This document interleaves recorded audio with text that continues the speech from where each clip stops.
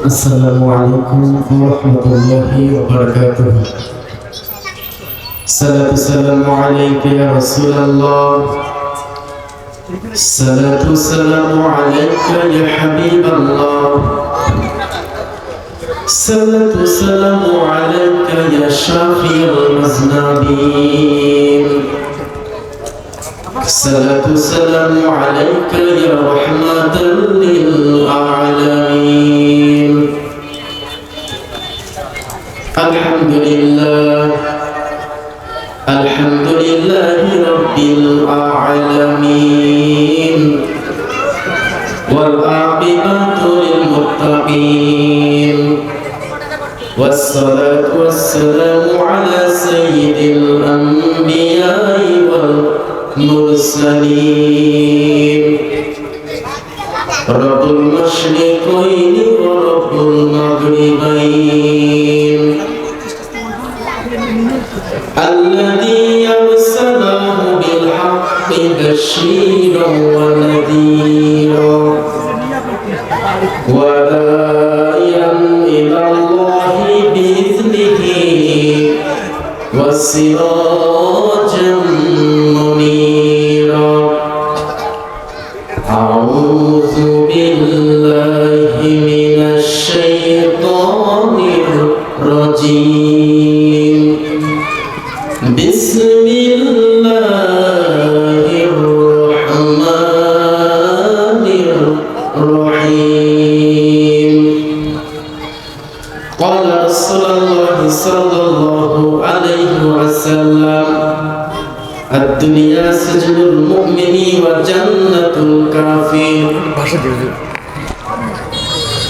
ইমানের পথে অবিচল থেকে আমার মরণ যেন হয়।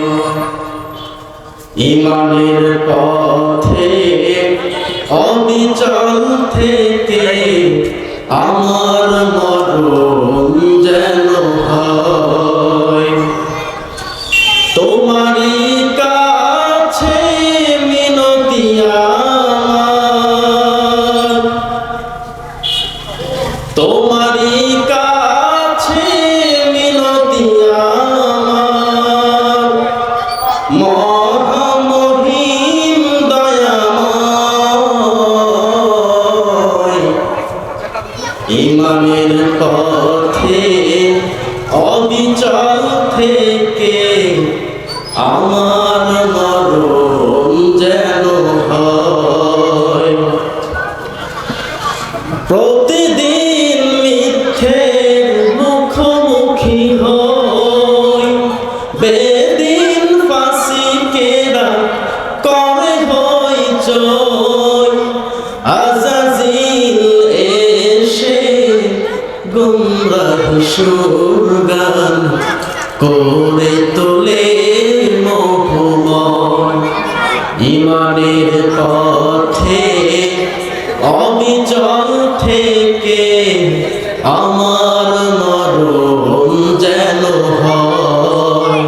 তোমারই কাছে মিনতি আমার, মহামহিম দয়াময়। ইমানের পথে অবিচল থেকে আমার মরণ যেন হয়। জোর বলে আমিন। সামনে তো মানুষই নেই, আমি বলতে রাখি আলহামদুলিল্লাহ। আমি বক্তা নই যে আলোচনা আপনাদের সামনে করব। আলোচনা করার যোগ্যতা দক্ষতা আল্লাহই, আমার কোনোটাই ভিতরে নেই। যাই হোক, যেহেতু সুযোগ পেয়েছি আল্লাহ পাকে কোরআনুল কারীম থেকে কথা বলার দুই একটা কথা আল্লাহ পাক যদি তৌফিক এনায়েত করে বলবো ইনশাআল্লাহ। সম্মানিত হাজিরিন, যে কয়েকজনই আছে তারাই শুনবেন ইনশাআল্লাহ। অজু ভঙ্গের কারণ 7টি। কয়টি বলেন তো? 7টি। নামাজ ভঙ্গের কারণ 19টি। তদুরূপভাবে আমরা হয়তো অনেকেই জানি না ঈমান ভঙ্গের কারণ 10টি। কয়টি? 10টি। ইমান হবে 10টি কারণের ভিতরে আমি মাত্র একটি পয়েন্ট নিয়ে আলোচনা করব ইনশাআল্লাহ আজিজ। আল্লাহ পাক বলেন ফাযাক্কির বিল কুরআনি মান ইয়াখাফু ওয়াঈদ। সূরা কাফ 26 নম্বর কোরআন 50 নম্বর সূরা 3 নম্বর 45 নম্বর আয়াতের শেষের অংশে আছে। আল্লাহ পাক জানিয়ে দেয় হাবিব, যখন আপনি মানুষের সামনে কোরআন তেলাওয়াত করবেন, কোরআনের তাফসীর করবেন, বক্তব্য দিবেন, ওয়াজ নসিহত করবেন, ফাযাক্কির বিল কুরআন, কোরআন দিয়ে মানুষকে বোঝাবেন। শুধু তাই নয়, এই কোরআনের কথা দিয়ে যখন মানুষদেরকে তাফসীর করে বোঝাবেন, আল্লাহ পাক নিদর্শন দিয়ে দিলেন। শুধু বোঝালেই হবে তা না, কিতাবুন উনজিলা ইলাইকা ফালা ইয়াকুন ফি সাদরিক হারাজুম মিনহু লিতুনজিরা বিহি ওয়া যিকরা লিল মুমিনিন। সূরা আরাফ 8 নম্বর পারা 7 নম্বর সূরা 1 নম্বর 2 নম্বর আয়াতে আছে। আল্লাহ পাক নবীকে জানিয়ে দিচ্ছেন, নবী যখনই আপনি কোরআনের ব্যাখ্যা শুরু করবেন, হারাজুন, কখনোই কোরআন সম্পর্কে বক্তব্য দেওয়ার জন্য ভয় ভীতি করবেন না। খবরদার ভয় পাওয়া যাবে না। জেলে যাওয়ার ভয়, মার খাওয়ার ভয়, চাকরি হারানোর ভয়, জেল জরিমানার ভয় নবী কোরআনের ব্যাখ্যা যখন করবেন সবার সামনে প্রকাশ্যে করবেন, খবরদার ভয় পাওয়া যাবে না। কথাকার। সম্মানিত হাজিরিন, আমার আলোচনার বিষয় আছে ঈমান। ঈমান এমন একটা গুরুত্বপূর্ণ বিষয়, ঈমান ছাড়া কোনো মানুষ জান্নাতে যাইতে পারবে না। ঠিক কি না? জান্নাতে যাওয়ার প্রথম শর্ত হচ্ছে ঈমান। আর ঈমান ভেঙে যায় 10টি কারণে। এর 4 নম্বর পয়েন্টে বলা আছে, দুনিয়ার জমিনে মুহাম্মদ রাসূলুল্লাহ সাল্লাল্লাহু আলাইহি ওয়াসাল্লামের আদর্শ বাদ দিয়ে ভিন্ন কোনো আদর্শকে উত্তম মনে করা। যদি কোনো মানুষ, যদি কোনো ব্যক্তি মুহাম্মদ রাসূলুল্লাহর আদর্শ বাদ দিয়ে দুনিয়ার জমিনে তার নিজের জীবন পরিচালনা করে, রাজনীতি করে, সমাজ পরিচালনা করে, ব্যবসা করে, পরিবার চালায়, এমনকি ব্যক্তিগত জীবন যদি সে চালায়, আল্লাহর নবী সার্টিফিকেট দিচ্ছেন ও কিন্তু ঈমানদার না, ও বেঈমান। আর বেঈমান হলে জান্নাত যাওয়া যাবে? যাবে না। আল্লাহ পাকের ঘোষণা, ওয়া ইন্নাকা লাআলা খুলুকিন আযীম। নবী, আপনার চরিত্র সর্বোত্তম। দুনিয়া সৃষ্টি থেকে এখন পর্যন্ত, এখন থেকে কিয়ামত পর্যন্ত যতগুলো নবী রাসূল মানুষ দুনিয়ার জমিনে আগমন করেছে বা করবে, নবী আপনার চরিত্রের চেয়ে উত্তম কোনো মানুষের চরিত্র হতে পারে না। বলে আল্লাহু আকবার। এই সূরা কলামের মধ্যে আছে 29 নম্বর পারা 68 নম্বর সূরা 1 নম্বর উপর 4 নম্বর আয়াতে বললাম, দুনিয়াতে যতগুলো মানুষ নিজেকে মানুষ হিসাবে আর মুসলমান হিসাবে পরিচয় দিতে চাইবে, তার 1 নম্বর পয়েন্টে মুহাম্মদ রাসূলুল্লাহর আদর্শটাকে মেনে নেওয়া লাগবে। যদি আদর্শ মেনে জীবন পরিচালনা করতে না পারে, মুসলমান তো হবে না, ঈমানদার হওয়া সম্ভব না। বলি নাউযুবিল্লাহ। মুহাম্মদ রাসূলুল্লাহর আদর্শ বাদ দিয়ে দেখা যায় দুনিয়ার জমিনে এখন অনেক মানুষ পরিচালনা করছে।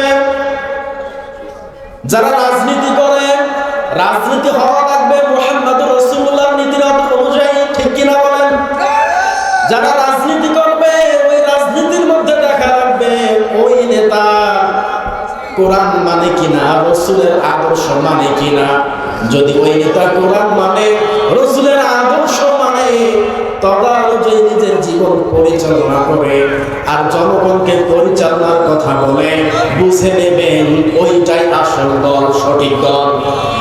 আর যারা মুহাম্মদ রাসূলুল্লাহর আদর্শ বাদ দিয়ে রাজনীতি করবেন, হোক সে যেই দল, বুঝে নেবেন আর ওই দলে যারা থাকবে, ওই দলকেও যারা সমর্থন সহযোগিতা করবে, আপনি লিখে নেন আপনি কিন্তু ঈমান আপনার নেই, আপনি বেঈমান। কথা বুঝছেন না? মুহাম্মদ রাসূলুল্লাহর আদর্শ বাদ দিয়ে কোনো কিছু আপনি করতে পারবেন না। যদি করেন আপনার ঈমান নেই, বেঈমান। নতুন করে আমার ঈমান আনা লাগবে। কথা কার? মুহাম্মদ রাসূলুল্লাহ সাল্লাল্লাহু আলাইহি ওয়াসাল্লাম নিজের জীবন পরিচালনা করেছেন কোরআন দিয়ে। কি দিয়ে? কোরআন দিয়ে আমাদের নবী তার জীবন পরিচালনা করেছেন। হযরত আয়েশাকে একবার সাহাবী জিজ্ঞেস করেন, ও আয়েশা, আপনি তো রাসূলের স্ত্রী, রাসূলুল্লাহর আদর্শ কেমন ছিল, তার চরিত্র কেমন ছিল? হযরত আয়েশা রাদিয়াল্লাহু তাআলা আনহা বলেন, ও সাহাবীরা, তোমরা কি কোরআন পড়ো নাই? কোরআন যদি পড়ে থাকো আবার কেন আমাকে জিজ্ঞেস করো? কোরআনে যা আছে, কোরআনের প্রতিটা কথা, পুরো কোরআন কারীমটাই আল্লাহর রাসূলের আদর্শ। বলেন আল্লাহু আকবার।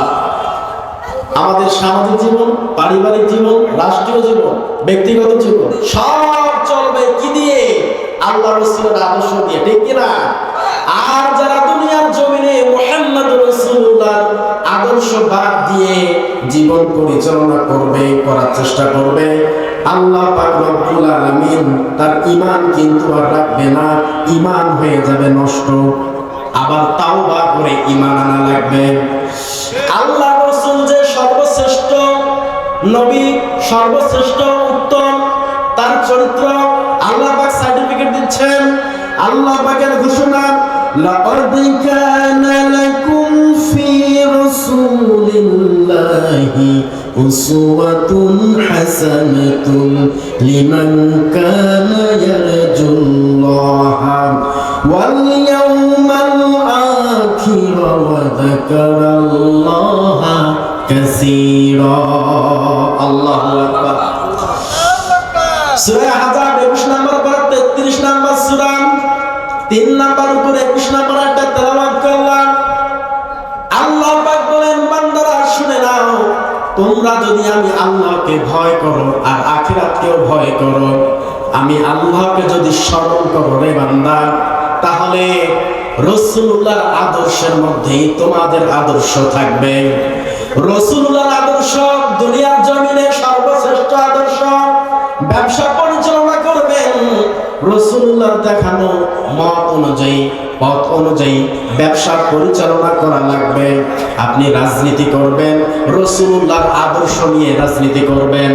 সমাজ পরিচালনা করবেন রাসূলুল্লাহর আদর্শ নিয়ে। নিজের পরিবার পরিজনদেরকে চালাবেন রাসূলুল্লাহর আদর্শ নিয়ে। যদি এই রকম মন মানসিকতা আপনার আর আমার ভিতরে না থাকে, আপনি বুকে হাত দিয়ে এখনই মিলিয়ে নেন, আপনি এখনো ঈমান হতে পারেননি, ঈমানদার হতে পারেননি আপনি। বলি নাউজুবিল্লাহ। আল্লাহ রাসূলের আদর্শ হচ্ছে আদর্শ এই দুনিয়াতে আর কেউ আছে? কথা বলেন। আর নাই, হবে না, কিয়ামত পর্যন্ত হবে না। আল্লাহ পাক রব্বুল আলামিন তার হাবিবকে নিয়ে এতগুলো কথা বলেছেন। সম্মানিত হাজিরিন, আমি ঈমান ভঙ্গের 4 নম্বর পয়েন্ট নিয়ে কথা বললাম। রাসূলুল্লাহর আদর্শ মানেছিল কারা? কারা মেনেছিল? রাসূলুল্লাহর আদর্শ মেনেছিল বাংলাদেশ শুধু নয়, তামাম পৃথিবীর কয়েকজন আলেম। রাসূলুল্লাহর আদর্শ মানার জন্য, তার আদর্শকে বাস্তবায়ন করার জন্য তারা শহীদ হয়ে গিয়েছেন, এমনকি জেলখানায় 3 বছর থেকে মরেছে। এই রাসূলুল্লাহর আদর্শ মানতে গিয়ে, রাসূলুল্লাহর আদর্শকে মানতে গিয়ে তারা সন্তান হারিয়েছেন, স্ত্রী হারিয়েছেন, সমাজ হারিয়েছেন। শেষ পর্যন্ত তাদের ঠিকানা হয়েছিল জেলখানায়। জেলখানায় যারাই থাকে এরা রাসূলুল্লাহর ওয়ারিস, কারণ রাসূল নিজেও জেল খেটেছেন। শিয়াবে আবি তালিবে মুহাম্মদ রাসূলুল্লাহ সাল্লাল্লাহু আলাইহি ওয়াসাল্লাম 3 বছর তার সঙ্গী সাথীদেরকে নিয়ে জেল খেটেছেন। আর ওই জেলখানায় তার সঙ্গে ছিল তার প্রিয়তমা স্ত্রী হযরত খাদিজা রাদিয়াল্লাহু তাআলা আনহা। হযরত আয়েশা একবার বলেন, ইয়া রাসূলুল্লাহ, ইয়া হাবিবাল্লাহ, কি এমন পেয়েছেন খাদিজার ভিতরে? খাদিজাকে আপনি ভুলতে পারেন না, বয়স্ক একটা মহিলা।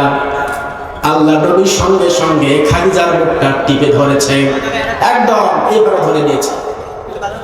আল্লাহ নবী বলো, আয়েশা, একবার উচ্চারণ করেছ, আর দ্বিতীয়বার উচ্চারণ করবে না।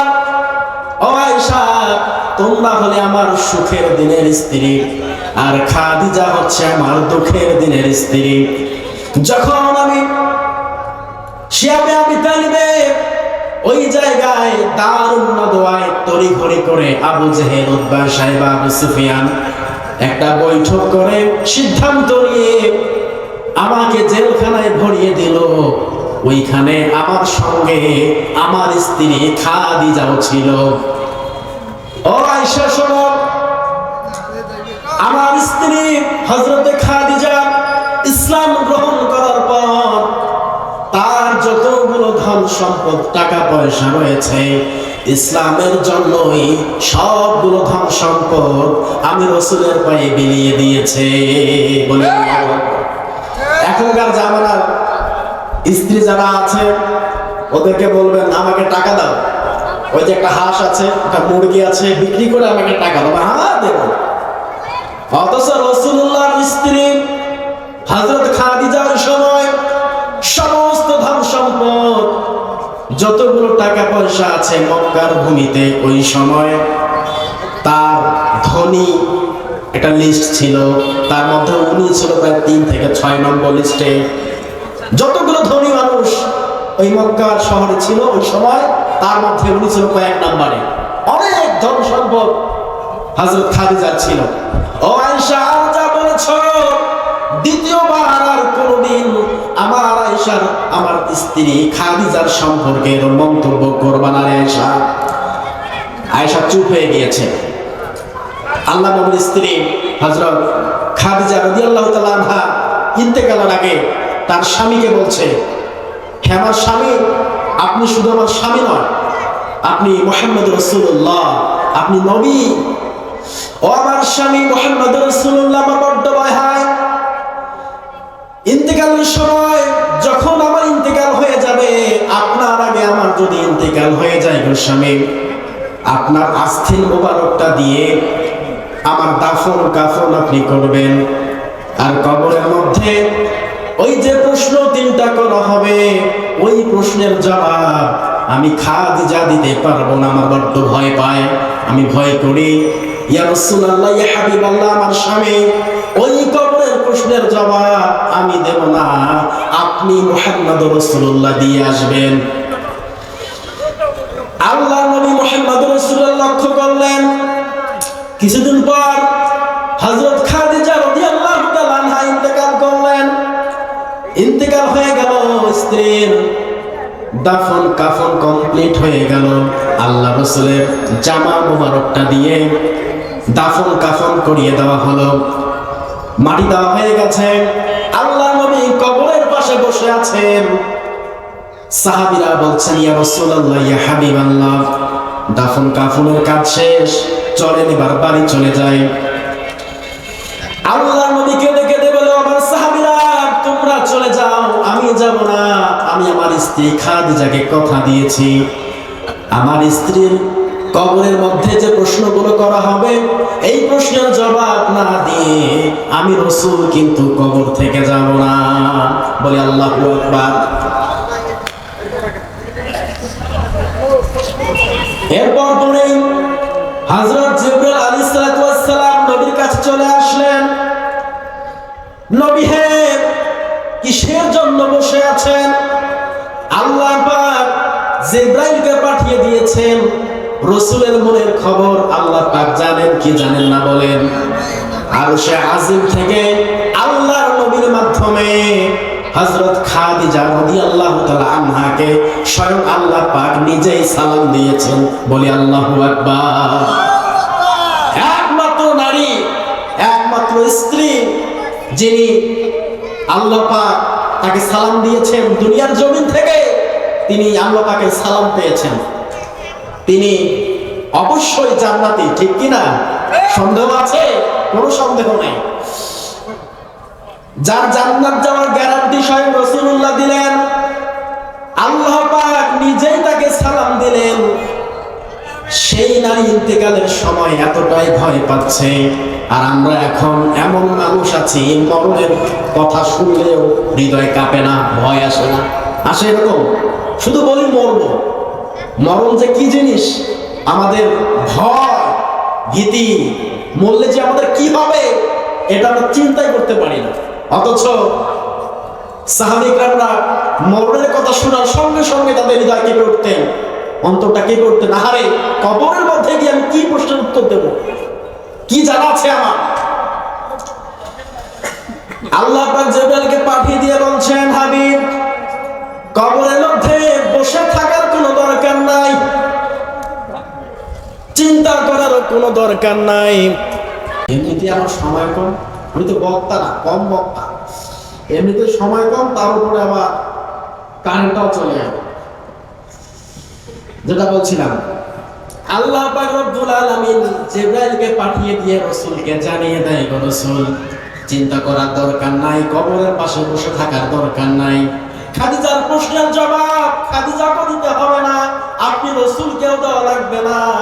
খাদিজার প্রশ্নের জবাব আরশে আজিম থেকে আমি আল্লাহ নিজেই দিয়ে দেব। বলি আল্লাহু আকবার। এই হচ্ছে খাদিজা রাদিয়াল্লাহু তাআলা আনহা। একজন স্ত্রীকে, একজন মা বোন যারা আছে, এই খাদিজার জীবনী তাদেরকে পড়া উচিত। ঈমান পরিপুক্ত করার জন্য, পাকাপুক্ত করার জন্য খাদিজার জীবনী তাদেরকে পড়া উচিত।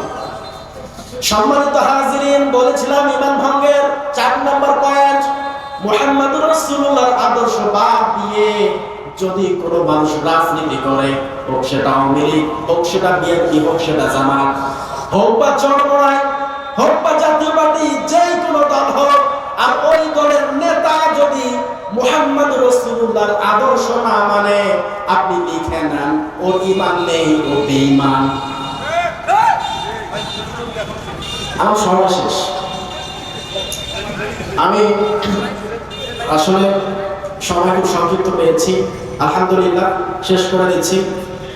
আমি যে বিষয়টা বোঝাতে চেয়েছিলাম, ঈমান, ঈমান ভাঙে 10টা পয়েন্ট আছে।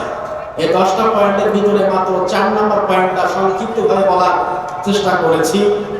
আল্লাহ পাক এই ঈমান নিয়ে আমাদের সকলকে যেন মাউত নসিব করে, মৃত্যু দান করে। ঈমান ছাড়া কেউ জান্নাতে যেতে পারবে না। অথচ আমাদের কথায় কথায় ঈমান নষ্ট হয়, চলতে ফিরতে ঈমান নষ্ট হয়। ঈমান অনেক কারণ নষ্ট হয়ে যায়। ঈমান সেকেন্ডে যায়, আবার সেকেন্ডে চলে আসে। একটা মানুষ যখন খারাপ কাজ করে, নেশাপানি করে, জিনায় লিপ্ত হয়, তখন তার ঈমান থাকে না। আল্লাহ না করুক ওই সময় যদি তার মওত হয়ে যায়, মৃত্যু হয়ে যায়, সে বেঈমান, বেঈমান হয়ে মৃত্যুবরণ করলো। আর বেঈমান হয়ে মৃত্যুবরণ করলে সে কখনোই জান্নাতে যেতে পারবে না।